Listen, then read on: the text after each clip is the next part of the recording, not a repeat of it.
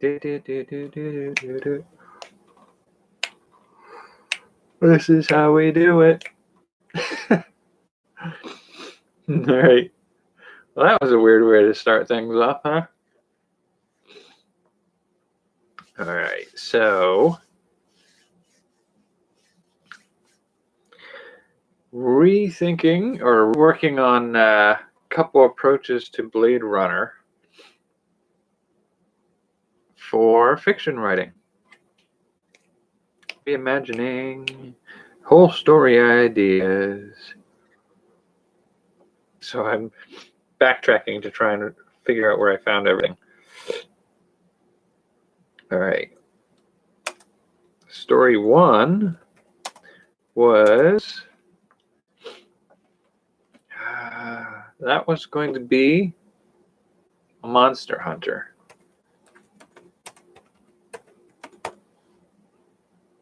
Story two was going to be alchemists and homunculi.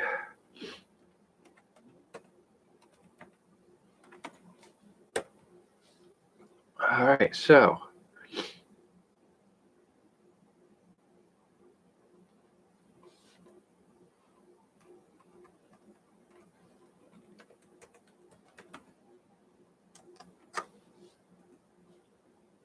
the monster hunter character was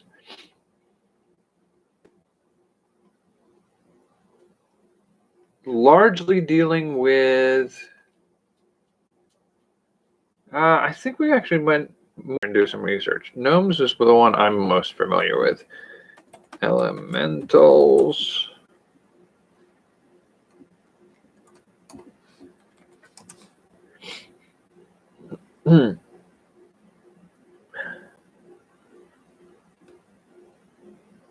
So yeah, gnome being earth, undine for water, sylphs for air, and salamanders for fire.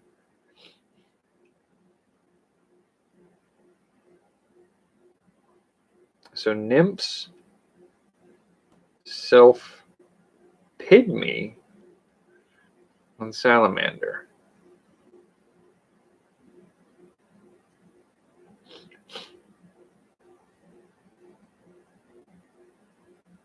Okay, so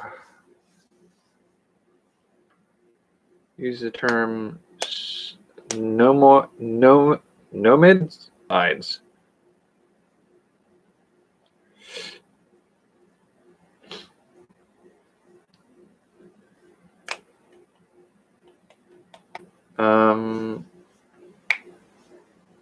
We could also use some of the Asiatic mysticism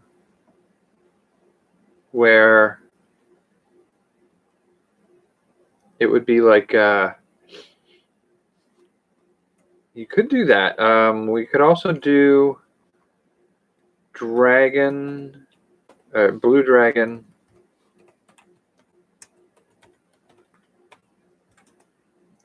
red phoenix,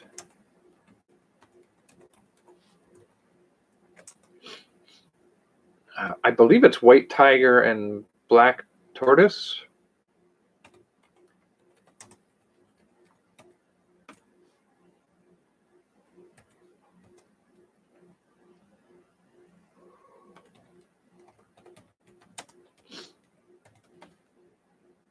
So the blue dragon was water. Fire was red phoenix. Elementals. Let's leave it at elementals right now and not necessarily delineate which ones. I do think the symbol of the phoenix and the dragon are sort of too powerful a creature to really intend to be used that way. Salamander works, and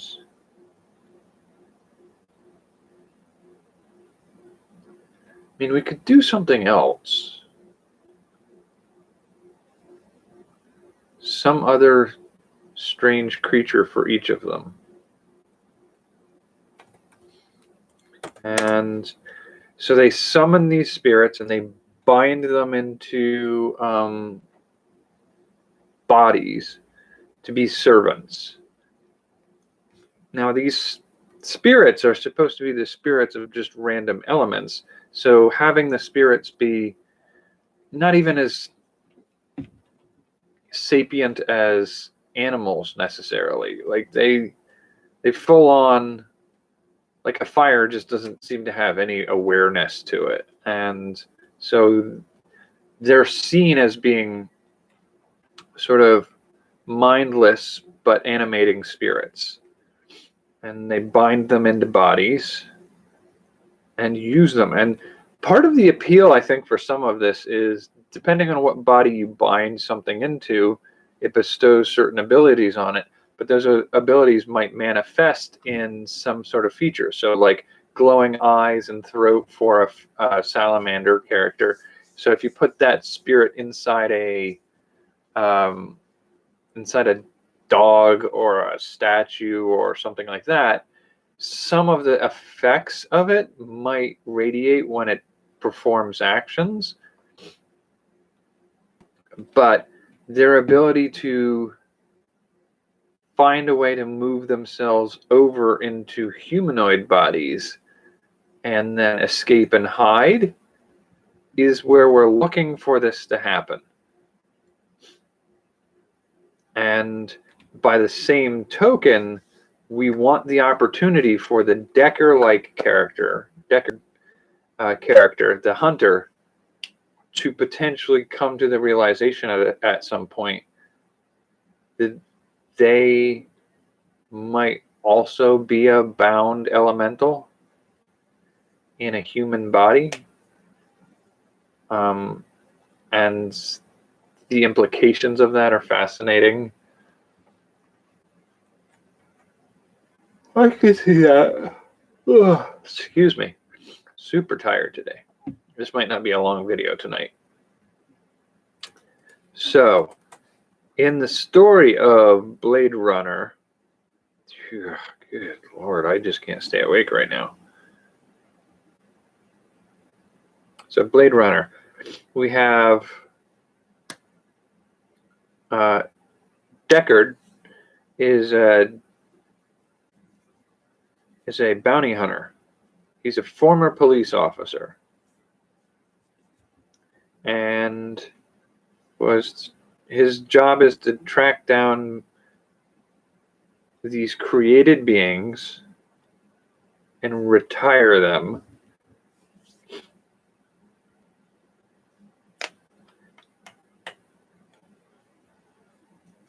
And there are tests you can do to and this is sort of like the Malleus Maleficarum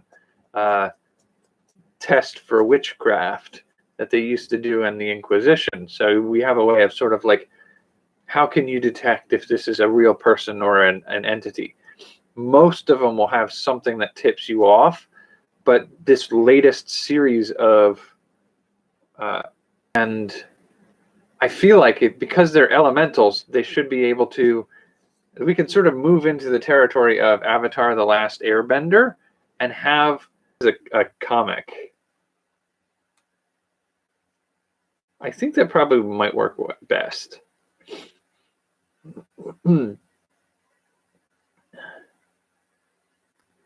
So this is going to feel a lot like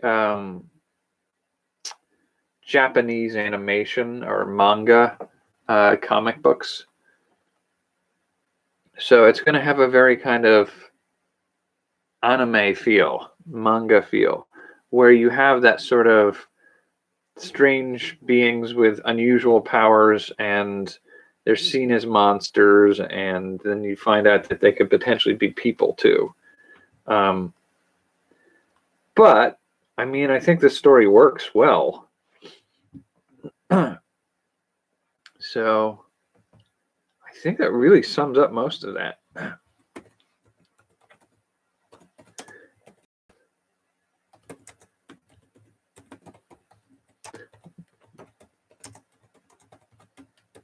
And I feel like being able to ascribe certain memories to a character is an important factor. So it's not just that Decker just doesn't know he's an elemental. Like, he has memories to suggest, like, there's no question as he's going through the story that he's like, well, it's weird that I don't have any memories past 3 weeks ago or anything like that. Like, he has to have a reasonable belief that he's human, enough that he never questions it. But he should question it. Okay, so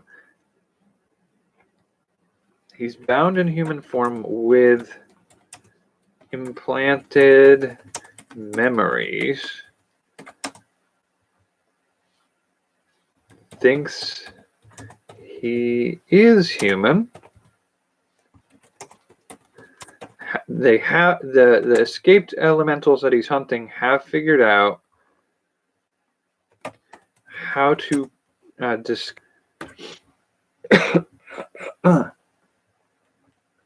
and in the original Blade Runner, there's a love interest who's a created owners and gives up on the idea of hunting down other replicants.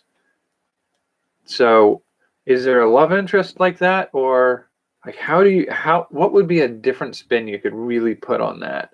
Like, what connection do you make to the replicants that he can embrace? As in this case, the character of Decker will rename, but how about female character? And instead of like, do we want to do a bounty hunter, or do we want to do another? Do we want to do a cop? Like like in this case, it's not really a bounty hunter. It's a monster hunter.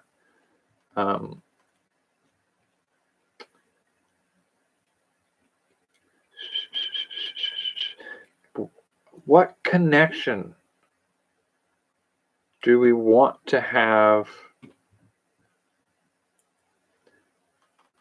her have with an elemental that makes it so that it's the temptation that leads her away from the hunt?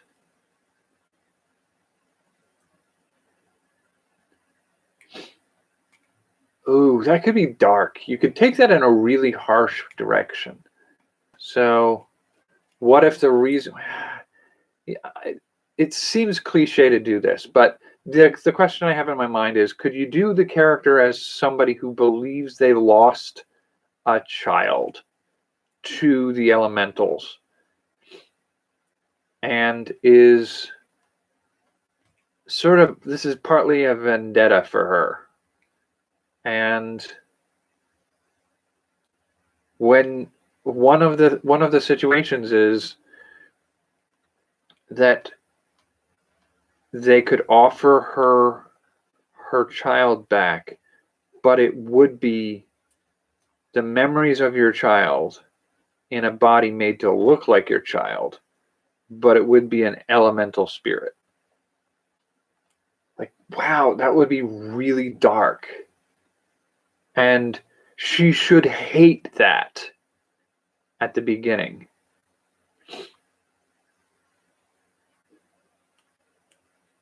That's a very doable. I think that's workable. So what I'm thinking here is she's under the impression that she is the mother of a child that was killed. She has been basically implanted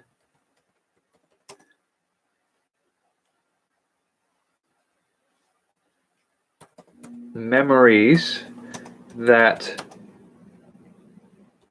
tell her of a lost, and that belief, like the moment, like, you go through your life unable to forgive anybody who's any way related to what killed your child, only to find out later that it was never your child, and the memories were planted there to make you somebody who willingly would hunt down elementals. The most painful memory in your life wasn't yours. It's programming put into your head by the people who wanted to make you the ideal tool for hunting down the things they want you to hunt down. That's a story element. That's a heck of a story element right there. And the idea as you go through these stories where the ones you're chasing, like somebody offers you a replacement for your child, you find it a crass, disgusting offer. But as you hunt down and you chase after the villainous elementals, you see that they are people. They are not just spirits animating a body. And they have wants. They had dreams about what their lives could be. And as you explore these and hunt these characters down more and more, yes, they are still monstrous because they do horrible things to other people. But seeing the humanity in them makes you question if you can find the humanity in the child they offered. And when you come to a point where maybe this isn't a replacement for your child, but you still have the chance to raise this child to not be like the monsters you hunted, but to be a person. Like, oh, that is such a good angle on this. I like that. All right. So that's a really good pull on that. So what are we doing for the other one? The Alchemist and the Homunculi.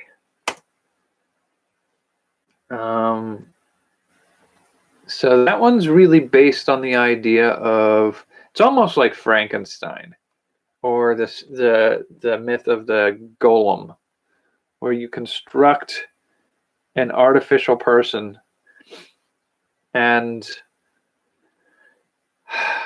they kind of go rogue at the end. Creations are like, occasionally you'll have one go rogue. And maybe that's going to be down to the way that they're built. Like, what's the lifespan of a homunculi? And if the lifespan of a homunculi could be indefinite, but sort of like the Star Wars droids tend to get quirkier the longer they've been around. So you periodically just wipe them back to zero. If that's what they're doing with homunculi, periodically you wipe them back to zero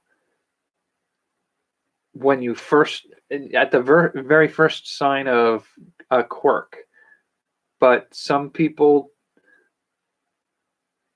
don't catch the quirk, or some of them actually learn to hide their quirk to a degree that lets them plan their own escape for their own freedom. About homunculi, the term homunculi or homunculus means minuscule or minor human. So homo, and then homon, and then, so that's human. Culi. It's sort of like, I was doing some research a little while back, like if you did a story where dragons were creating homunculi, because homunculi means human, diminutive human, the diminutive of dragon is Draculae or Dracula.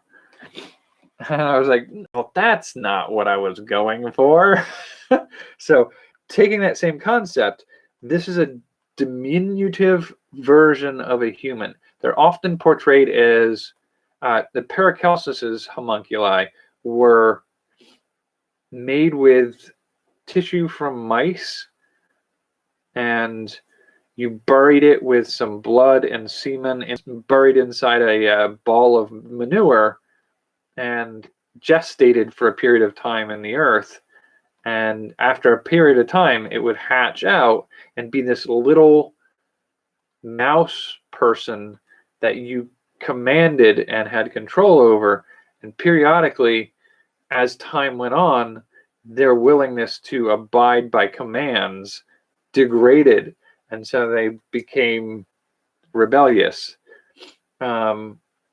If you take that concept and play with it a little bit, I don't know that I want miniature humans, although we could do that. I feel like if you made them the right size, they would be functional. You want them to be functional. You want them to do things, work on, they'd be laborers and servants of a certain kind. If you made them the size of, say, what's colloquially referred to as midgets, or people suffering from dwarfism of some kind, or just smaller versions of humans, so they would look like a hobbit. But here's the thing: as they escape and want to be free, you have the possibility of them blending in to the community. Now, what we do with this story at this point affects how we do this further. Do we have dwarves and fantasy races in this setting, in which case the homunculi could disappear into a population of non-human races? So gnomes, dwarves, and that sort of thing. Or do we build the setting with only humans and these diminutive beings, these homunculi, blend into society by pretending to be orphan children? That's a spin that I'm kind of curious about. I mean, it would be kind of interesting to see what you could do with Bray. So, created servant be like the droids, when their personality starts to really show, when they develop a personality, it's right on the edge of that point. You might let them have a little bit of a personality for a period of time, but if it becomes too pronounced, you reset them to 0.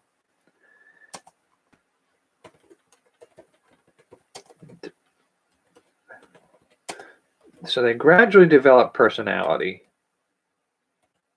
And because they're a created being, you don't want to cross over into creating an actual being.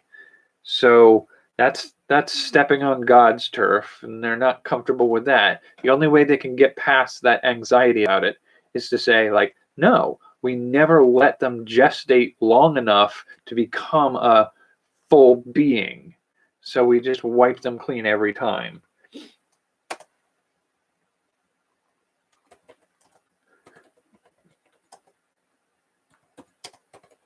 So you can reset them multiple times, I guess.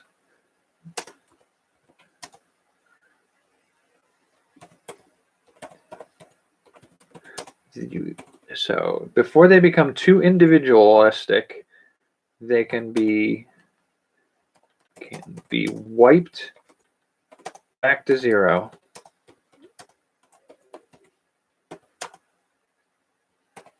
But some figure out how to hide their quirks.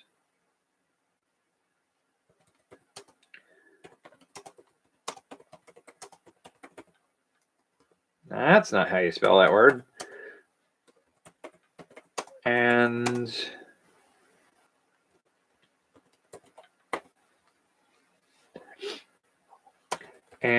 it's the job of the hunter character, the Decker character in this, to find the real ones. Okay.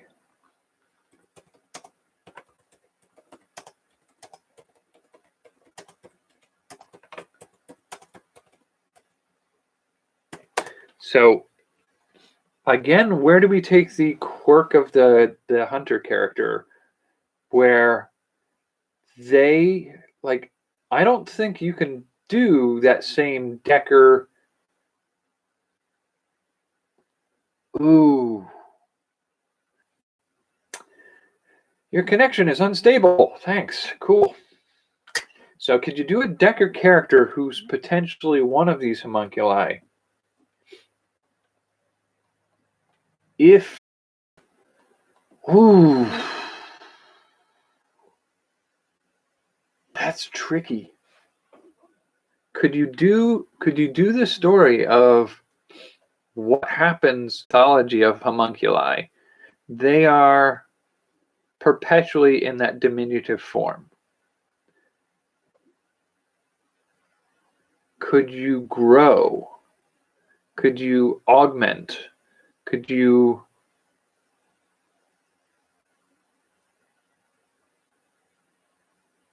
I feel like part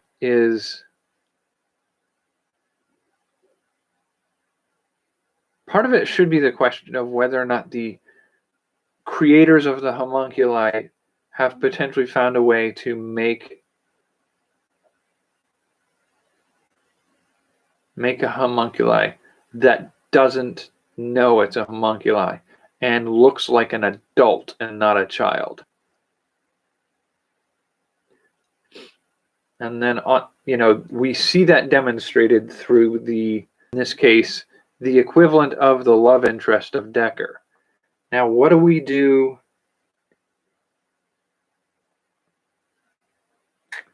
Again, if we side skirt the love interest aspect, what could we create? Oh. What? Okay, so in this case, it's less about developing an affection for one of them that lets you turn off the path to being a hunter. So here's what I'm thinking with this one. What we have with the Decker character in this one is a character who may or may not be a homunculi in a full adult body, but they've developed enough memory, or they've potentially have memories. I don't know how you would grant them the memories, but thinks he's human. Instead of a company who's developing a model that demonstrates what they can do,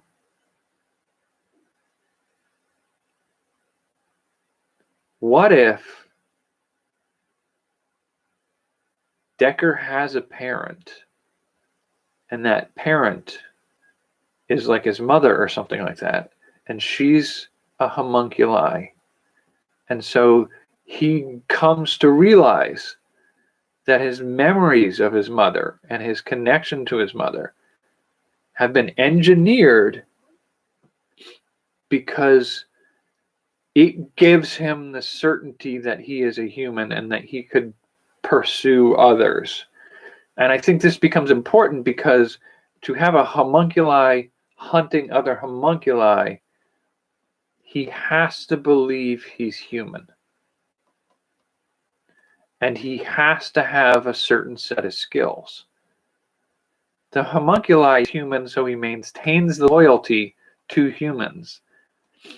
He has to have the memories of a childhood and have a connection to a person he believes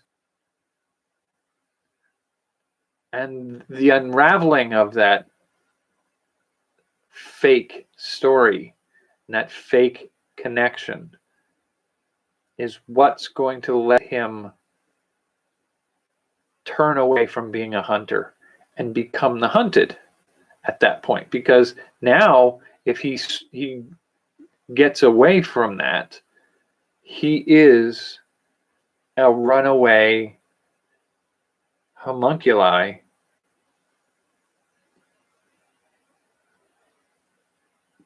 Do we do it as a mother, or do we do it as a wife? Do we do it as a sister?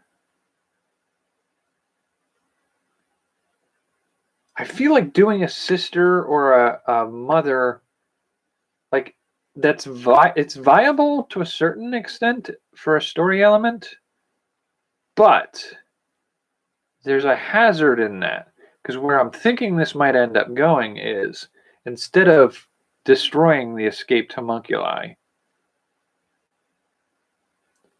what if the Decker character and a wife character go off and have these two children homunculi as their children?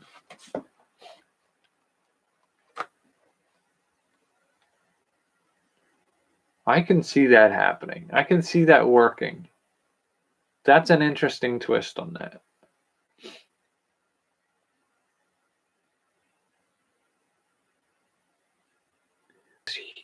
Human children, there has to be a sort of like a sinister quality to that.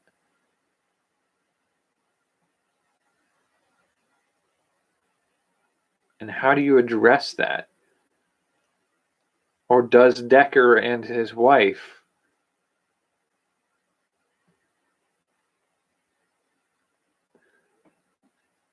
what if it's not a wife? What if it's a partner?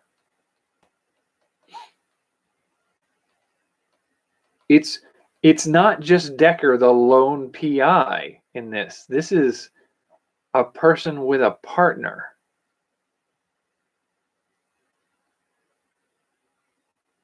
And they both have that situation where they're both creations.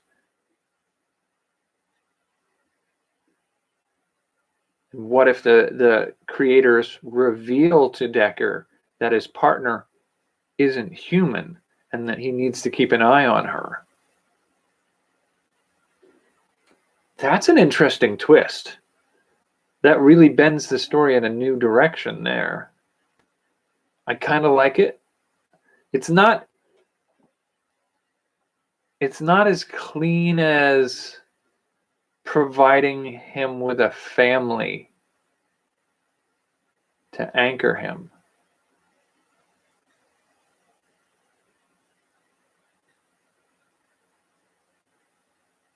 I mean, I suppose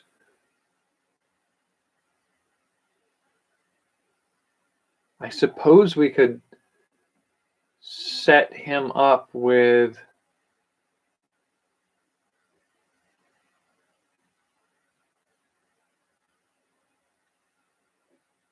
I don't know. Like, do we set up his family to be his creator?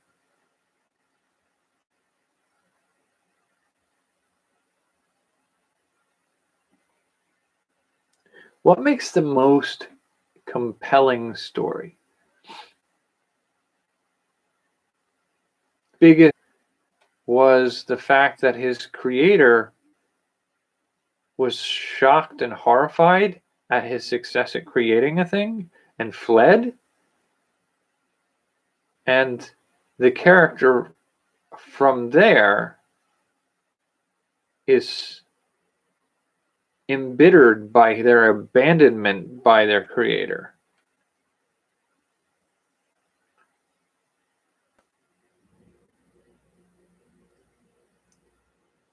Is that the direction we want to go with the Decker or his partner character, where they are created by a scientist and the scientist doesn't want to have a connection?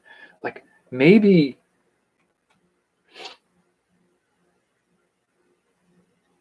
maybe the appeal there is Decker is estranged from his family, or believes he's estranged from his family.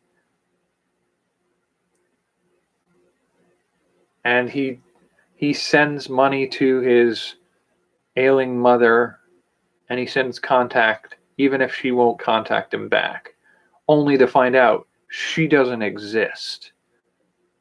She's an anchor that they built for him that's not real. Uncovering that truth,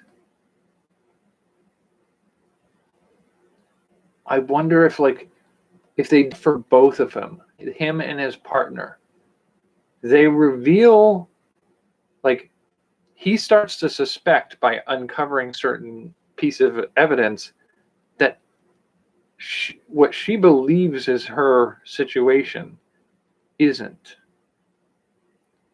And they reveal the truth to him at a certain point, while in the midst of that case that they're both on to try to track down those children. But he gradually uncovers a little bit more and more about her and understands that she's a creation. And he starts to see the parallels between her and him.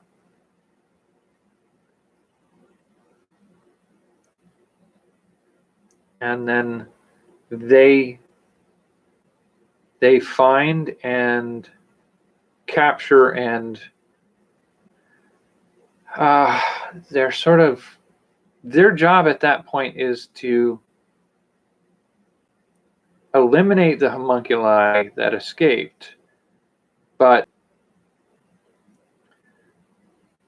And so they sort of, as a unit, it might be an interesting quirk to have the homunculi children that they're chasing turn out to have developed enough of a personality quirk that the child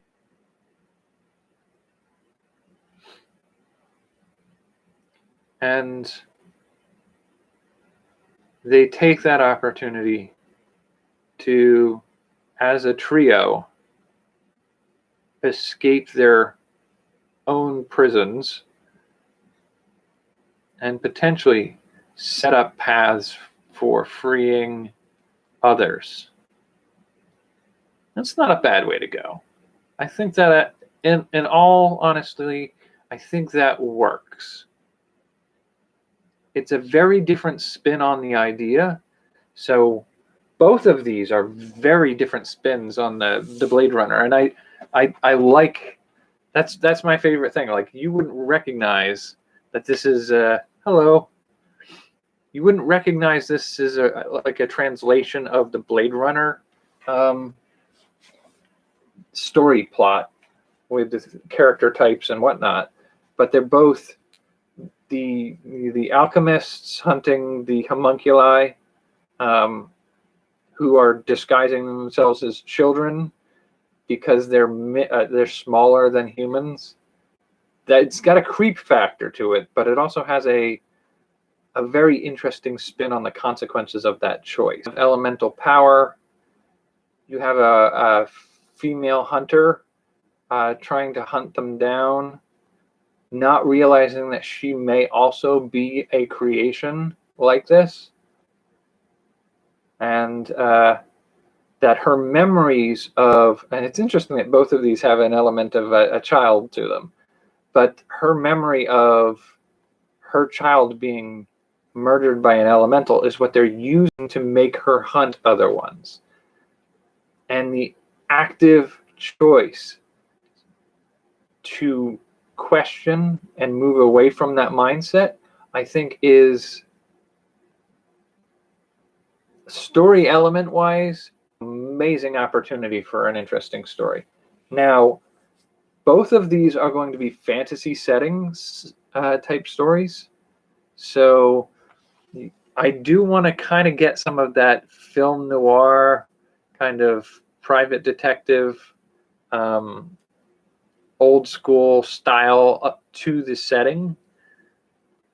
And so it sort of has to be a dystopian, dark, dreary, depressing kind of setting that puts everybody in a circumstance. You know, there's a good model for that kind of thing with Thieves' World. There's a series of short stories in multiple book formats, and the setting is a city that used to be a major trade port between two empires until a new path was opened up, and now the city's dwindling and dying. I think that type of setting would work well for maybe the Alchemist and the Homunculi. You might even be able to do a small country between two other countries.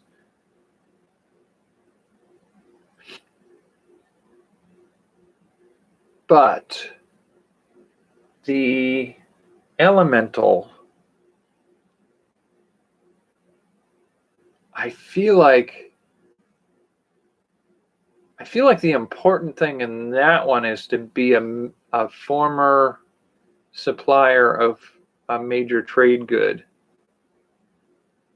that no longer has the same demand as it once did.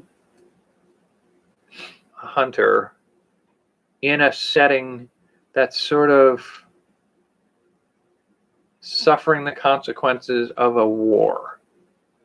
So either an ongoing war has sort of imposed, like if you remember World War II, where they did a lot of the rationing and curfews and stuff like that, it was a change to the lifestyle of the population, and that sort of austerity after the Depression, but in the midst of a current war, everything that's going on has led them to live a city-state that's in the area of conflict, where you see periodically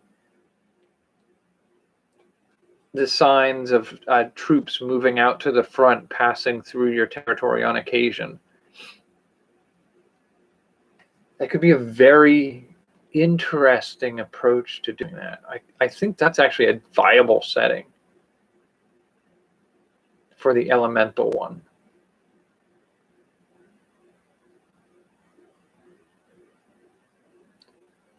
All right, so I think that's pretty much where I'm going to call it for tonight. We'll try to figure out tomorrow which one we're going to start off with. But for now, I think we did a pretty good job with 2 story spins on Blade Runner. So thanks for joining me for this one. I will catch you for the next one.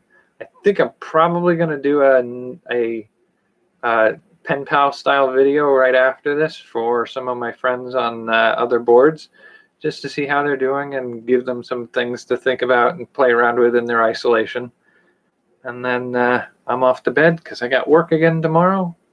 And have a good night. I think it should still be in my clipboard. Yep. Ta-da! Take care and have a good night. Buenas noches. I definitely need to double check to make sure I fill out my notes right here tonight, because I'm noticing I missed putting in some things on some of the other ones, so I'm going to have to go in and fill them in right.